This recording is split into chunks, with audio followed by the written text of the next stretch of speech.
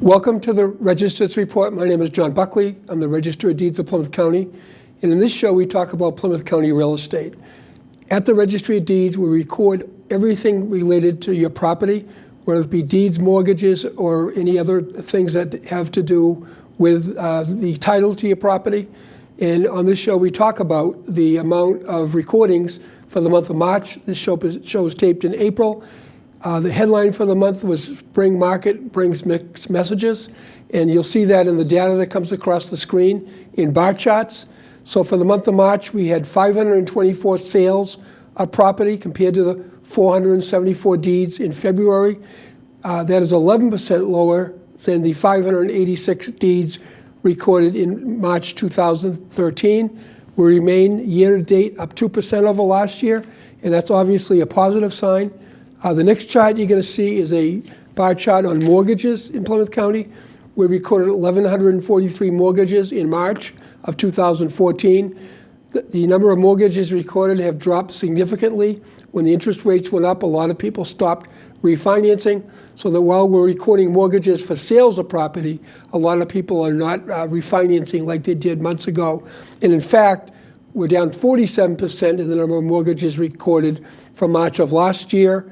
And overall year-to-date, we're down 53% in the number of mortgages recorded. We also always talk about foreclosure deeds. You're going to see a chart for foreclosure deeds.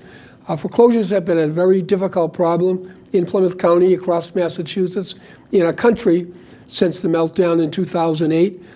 The foreclosure crisis is coming slowly to an end, we hope.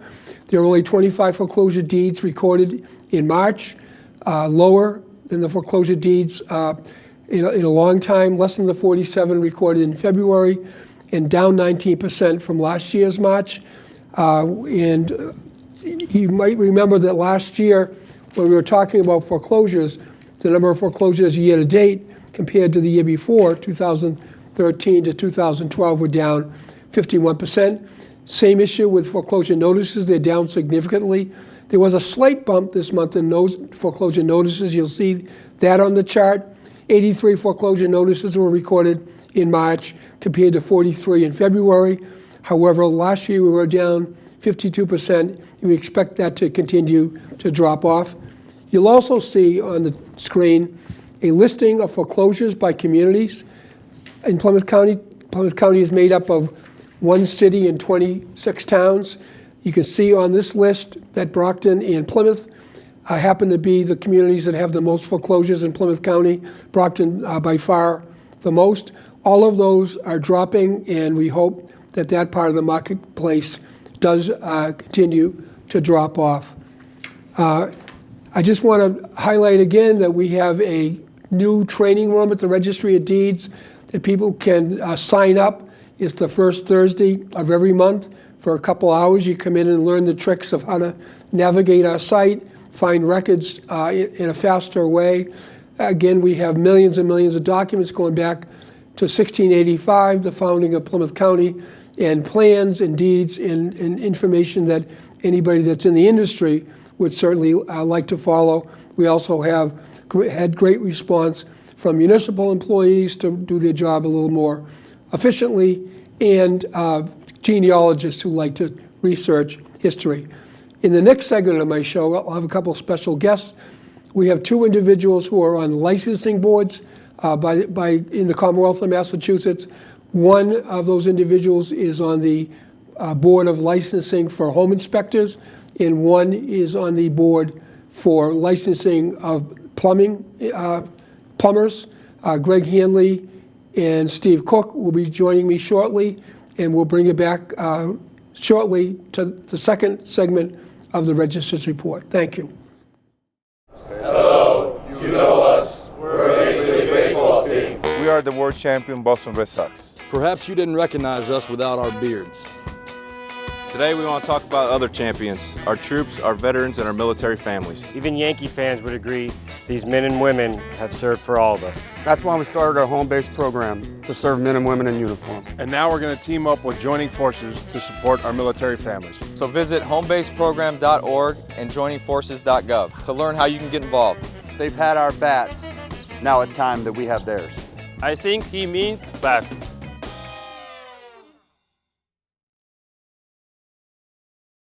Welcome back to the Register's Report. Again, my name is John Buckley. I'm the Register of Deeds of Plymouth County.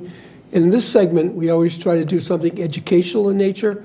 We've had real estate attorneys, various realtors involved, surveyors, and anyone involved in the real estate market and things that happen within the real estate market.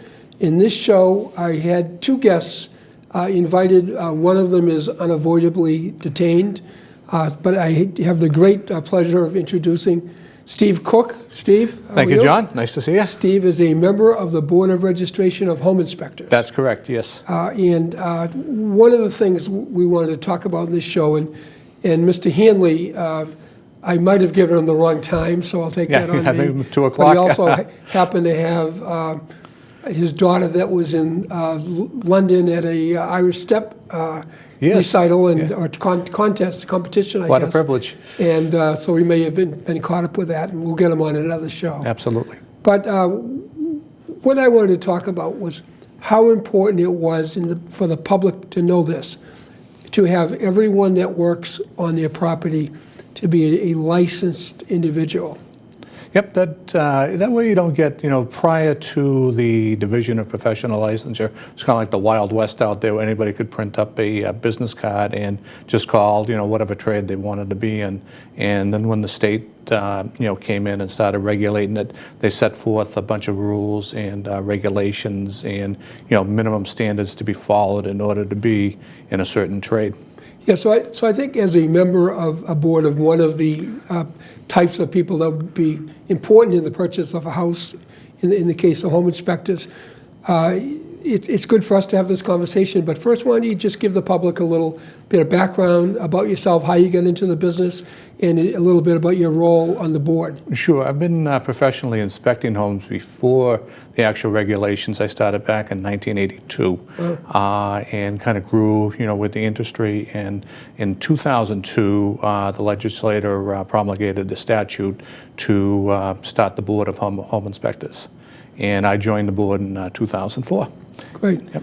And you've served for many years in this board? 11 years, yes. Well, that's yes, yeah, quite a quite a thing to few be on many the board. years, yes. And I'm sure you saw a lot of changes in the board over Absolutely. the years. As for tweaking the regulations, the do's and don'ts, overseeing any consumer complaints, for against any home inspectors, whether they're valid or invalid.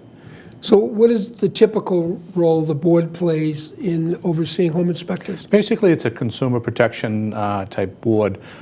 So if you're the seller of the house or the buyer of the house and you're contracted by a home inspector and say if they don't fulfill what the minimum requirements are, then they have an avenue to put a consumer complaint against that inspector. Plus, we oversee the writing of the CMRs or the regulations governing the do's and don'ts and the minimum requirements to call something a home inspection today. Now, are there training hours that people have to get as a home inspector? Yes, you have to become what they call an associate home inspector first, and you need 75 hours of formal schooling to start the process on there. Then you have to pass the National Home Inspectors exam, and then you have to do 25 fee-based paid inspectors under a master inspector, and then you're in the process of getting an associate inspector's license. Then from that stage on, you have to do another 100 fee-based paid inspections in direct supervision by a master inspector. So it doesn't necessarily have to be with you during those 100 inspections, but before they're released to the consumer or to your client, it has to be reviewed by the master inspector. And once you're licensed, are there any courses that you're required to take? Yeah, every 2 years you're required to get 12 CECs or continuing education credits. 4 of the credits are required to be in the CMRs or the regulations, just in case there's any changes since the last licensing cycle, and then you need 1 hour of training in ethics. The balance can be your choice, whether it be pest management, plumbing, electrical, structural, heating systems. And I've had realtors on the show before that have suggested that in many cases, a lot of people think of home inspectors as an individual that you bring in as a buyer prior to buy a house. But a lot of people are suggesting these days that home inspectors come in by the seller before they sell the house. Exactly. We find that to be about 30% of the market today, that a seller does have a pre-inspection, and usually find on the pre-inspections about 99% of those go through on the first offer, because you're getting a buyer coming in there, and most of the time the seller who has had the pre-inspection gives a copy to the buyer, and if there's anything to be skittish of at that point there, the buyer can, go look elsewhere. But if he's happy with everything he has, he usually follows up, has his own inspector come through, take a look at everything, and usually the negotiations, the prices are all set. So you don't have to go much further than that. So in either case, either a seller prior to sale or a buyer in the middle of a purchase and sales agreement normally is when that would happen. Exactly. So a lot of times in the buyer's inspection, especially if you have someone in the house for 20 to 25 years, when the buyer has his inspection, there may be elements inside the home that the homeowner didn't know about, and all of a sudden you find termites, and that's when you end up having some additional inspections coming in, and either price adjustments or repairs need to be done. By having a seller's inspection, you kind of forego that. That's found up front. That's either taken care of either by repair or a price adjustment on the property. So I think it'd be great while we have you in the show, and again, I appreciate you coming in, to talk about a typical home inspection. You're hired to come in and do a home inspection. Let's use, in this case, a buyer's home inspection. How do you approach the house? Yeah, once the inspection is set up, usually we encourage the buyers or the sellers to follow us during the inspection. And 99% of the time we do start on the exterior of the home, and we check the entries, roof, gutters, sidewalls, foundation. An important aspect to the outside is the grade in relationship to the foundation, making sure that the grade is pitched away from the home. Then we kind of do a visual for any insects, termites, carpenter ants, carpenter bees on the outside. And then we generally proceed inside the home. First stop is the electrical system in the home. One, seeing what the size of it is, whether it's adequate for the size size of the home. We remove the box cover, take a look at the circuits inside, making sure everything is properly wired. Next step is plumbing in the home, taking a look at the waste vent pipe, making sure there's no leaks, damaged areas, and the same with the hot and cold water pipe, which delivers the water to the sinks and the tubs upstairs. Great. So I think that's a good thing for people to know. And I remember my home was built in 1789. Yep, that's an old antique. It's an old house, and they really have to be careful. As people go through that, they want to make sure, as we want to make sure, that we weren't going to have any huge issues down the road. Exactly. And when you do inspect a home, whether it's a brand new home, 5-year-old home, 20, or say something's 200 years plus, you always kind of inspect it toward its age and the type of home that you're doing. So we're coming out of a pretty horrible winter. Yes. And a lot of snow, a lot of ice, a lot of things that would affect the look of a house as you look at it. Does that change the way you would deal with inspecting a home? During the wintertime, some of the restrictions, once you get below, say, 40 degrees, is looking actually for active insects, say termites or carpenter ants, because generally when you get to that degree, they go dormant for the season. But there's a lot of telltale signs that you can look for, like termite tubes, piles of sawdust, and so in hitting the wood downstairs in the basement, the sills and the floor joist, to see if there's any damage. Then from there, if you do, say we use a hammer to tap on the sills, if we go through the sill, then we can investigate it a little bit further, look to see what type of insect damage it is, or whether it's just plain wood rot. So anything difficult about snow on the roof? Yeah, that's unfortunately you just can't see through it. Yeah, and that's one of the things during the summertime when you get 85, 90 degrees, it's tough for us to evaluate a heating system properly. Whereas in the wintertime, AC, roofs, lawns and stuff like that, the snow and the temperature restrictions, you got to kind of go with the times of the day. Yeah, there was once a real estate closing that I had heard about that. At the time of closing, because there was 3 feet of snow, was 3 feet of snow in the lawn, that they actually signed a certificate that there was grass under there somewhere. Yeah, which is a good thing, because you just never know. It's the same on the roof. To actually get the eyes on, you can't tell if it's old, new. But there's other areas that you can check, the attic, top floor ceilings for water stains, which would indicate a possibility that there's a concern with the roof. Do you want to share your contact information with people? Sure, yeah. The name of our company is Imperial Inspection Services, and we do have 2 offices, one in Braintree and one on Cape Cod. And our toll-free number is 1-800-440-1141. And our email address or our website is Imperial Inspection Services at bell.net. So I know that you are in the process of gently stepping down from the board. Yes, terms have expired, and my 11-year Run is done. run is done now, and there's new board members coming on, Okay. and people can look at, fresh eyes. And a lot of times, if people didn't live for 11 years or plus, it's nice to get new ideas and faces in there. So a lot of times when you're in the industry, or particularly on a board, you have insight into what future issues that might come up would be. Any thoughts on that? Right now, everything's running pretty smooth. When I first got on the board in 2004, there was a lot of consumer complaints against inspectors, but a lot of the inspectors were holdovers from the 70s and 80s, where there wasn't any set minimum standards to do an inspection, so everybody was kind of doing their own thing. Once the standards came in and the consumers realized that, they were actually self-checking, the reports to make sure that they followed the regulations, and if they didn't, they were making consumer complaints, and we were bringing inspectors in, taking them, educating them, and depending on the type of violation or what was missed, actually putting monetary or sanctions against their license, probation, or suspensions.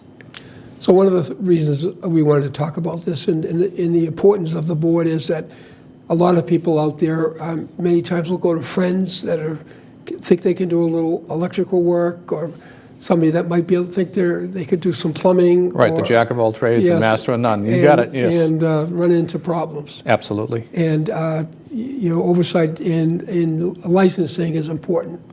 Right, To 'cause prevent that. Yeah, because you're going to get a professional in there and someone who's actually trained and right up on today's regulations. Great.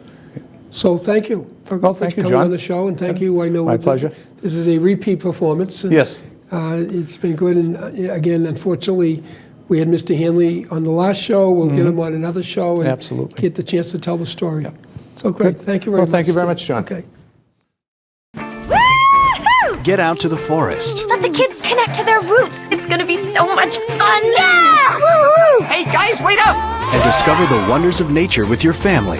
These trees are the key to our way of life. Fresh air. What a glorious morning! Clean water. Woohoo! This is great! And endless forest adventure. Let's rock this jungle! Yo, this is untapped territory. How amazing! Visit discovertheforest.org to find a forest near you. In this segment of the show, we always try to do something a little lighter in nature, a little something related to history in Plymouth County. We have a Plymouth County Registry of Deeds notable land record collection that talks about a lot of famous people and places. This month, the month of April, there are a number of holidays, obviously Passover and Easter, but the holiday I'm going to be talking about right now is the holiday, Patriots' Day holiday. Obviously, there was some great events that happened across Massachusetts, particularly in Lexington and Concord. But here in Plymouth County, we always talk about Deborah Sampson. Deborah Sampson was an individual who grew up in the town of Plimpton. She used the name of her brother and dressed up as her brother and was enlisted into the Revolutionary War Army. And she fought in numerous battles. And her ancestral lines trace back to William Bradford, certainly a well-known founder of Plymouth County. And Army records confirm that during a 16-month period, she fought in battles at West Point and Tarrytown. She later married a fellow by the name of Benjamin Gannett and moved to Sharon, but she is very well thought of still in the town of Plimpton. In fact, her likeness is on the Plimpton town flag. She is officially designated as the Commonwealth of Massachusetts state heroine. Another one, we always talk about the Red Sox get really moving in the month of April. A famous Red Sox player, Dominic DiMaggio, great center fielder, often overlooked because his brother Joe DiMaggio was a very famous baseball player for the Yankees. Dominic DiMaggio was 7 times an American League All-Star. He lived later in his life in the Plymouth County town of Marion. He's remembered for his skills. In his rookie season, he joined Ted Williams and Doc Kramer in an outfield that all hit over 300. Certainly someone well recognized in baseball circles. The next image you're going to see coming across the screen is of a fort that was on Saquesh. Saquesh is a piece of land off of Duxbury Beach that is actually in the town of Plymouth.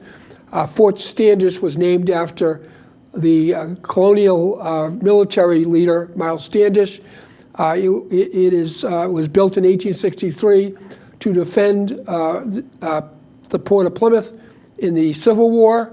It never had to fire a shot. There were no intrusions into this area, but there is still a location you could see when you walk around Saquesh, if you ever get out to that beautiful spot. And the land is now in private ownership. The next image I want to talk and show you and talk about is a place that many people know in the town of Scituate, what is commonly known as the Barker Tavern. The Williams Barker House was a garrison house in the town of Scituate, and it was a place that people would go during the King Philip War for protection. Captain John Williams, who was the son of the John Williams, actually led the capture of King Philip during the King Philip War down in Mount Hope, Rhode Island. And the property is a beautiful location, all renovated, and some of the original dwelling is still included in that property.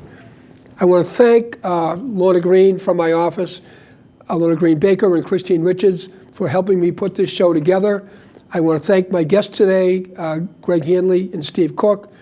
I also want to thank Dave Antoine from PAC TV for allowing me to do this show and working with me in this show, and an assistant today, Carolyn Garrett, who helped with the show. Together they allow us to share this information across the communities of Plymouth County. It's very important that people know what's happening in the real estate market for their own personal decisions. For most people, real estate is their primary asset, and we at the registry work very hard to protect that asset. And I'll see you next month.